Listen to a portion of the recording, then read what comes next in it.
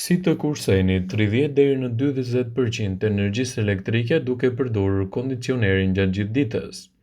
Ndërsa çmimet e energjisë elektrike arritën kudo në Europë, në këto ditë të ftohta është e pamundur të qëndrojmë në shtëpi pa ndezur kondicionerin.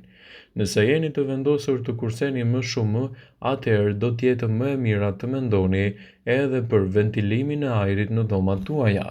Kështu do ta keni më të lirë edhe kursimin e energjisë. Për të reduktuar konsumin nga kondicioneri në shtëpi dhe për të ndihmuar portofolin gjatë gjithë kësaj kohe, sekreti është që të izoloni mirë ambientet tuaja të shtëpisë. Hapi i parë themelor sigurisht është edhe pastrimi i filtrave të kondicionerit. Është e rëndësishme që të paktën nëse e përdorni vazhdimisht të paktën një herë në muaj ta pastroni filtrin. Për të pasur efekt më të vogël të konsumit, përshtatni edhe temperaturën e duhur të dhomës.